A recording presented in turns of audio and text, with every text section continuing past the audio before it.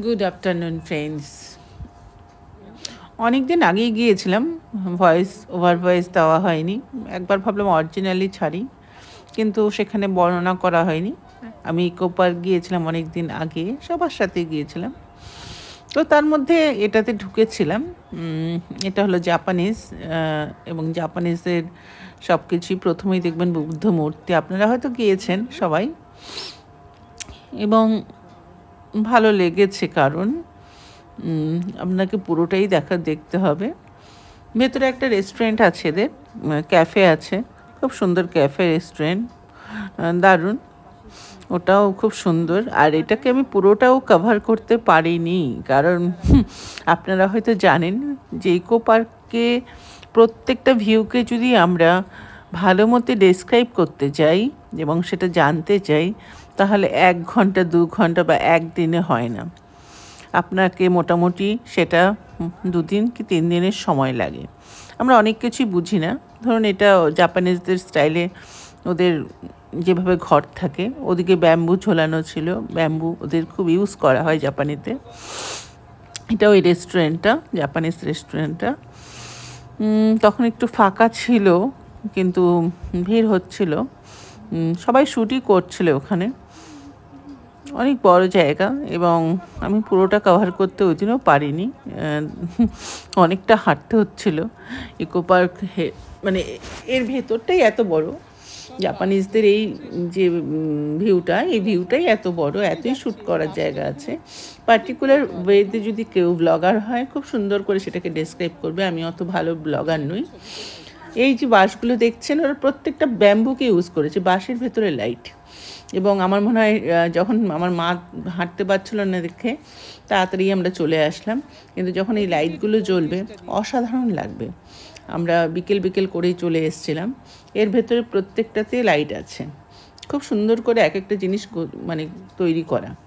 তারপরে চলে যাচ্ছিলাম, মেয়েকে দেখাচ্ছিলাম যে ব্যাম্বু, এখানে এদের সব কিছুতেই ব্যাম্বু ইউজ করা হয়। এটা ওদের বৈশিষ্ট্য জাপানিজদের।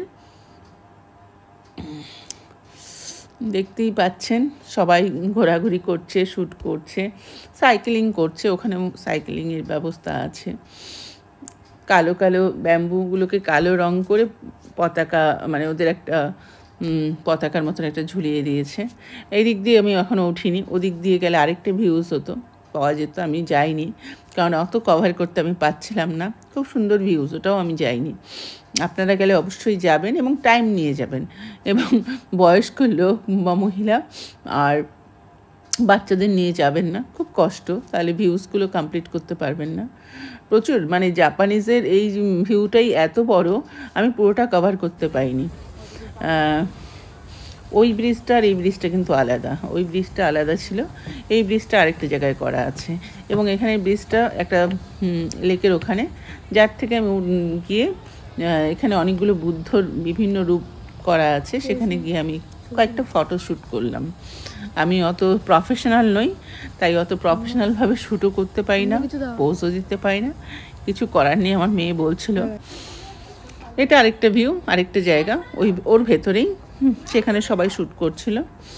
ওখানে আমিও একটু হেঁটে আসছি, মেয়েকে বললাম একটু কভার করলো।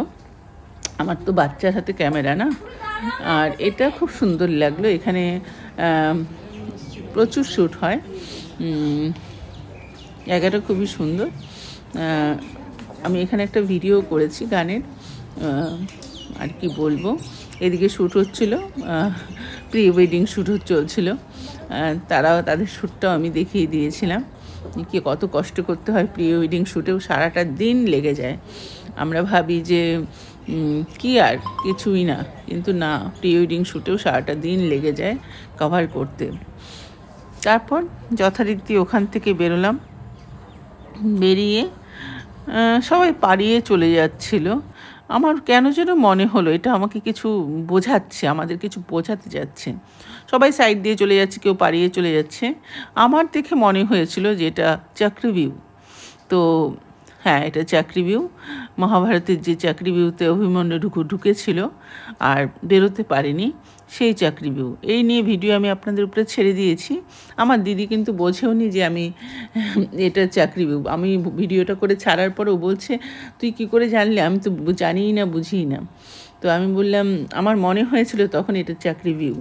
তো চাকরি ভিউ যখন আমি চাকরি ভিউ স্ট্রাকচার দেখলাম বাড়িতে এসে, সার্চ করলাম এবং তার উপরে কন্টেন্ট করে আপনাদেরকে ছেড়েছিলাম।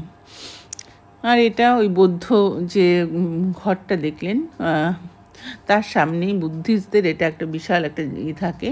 তো এখানেও এটা করা আছে। আমি যখন পাহাড়ে গিয়েছিলাম, সিকিম গিয়েছি, দার্জিলিং গিয়েছি, যখনই গিয়েছি, থিম্পু গিয়েছি, আমি কিন্তু দেখতে পেরেছি। কেমন লাগলো বলবেন, খুব শর্টে বললাম।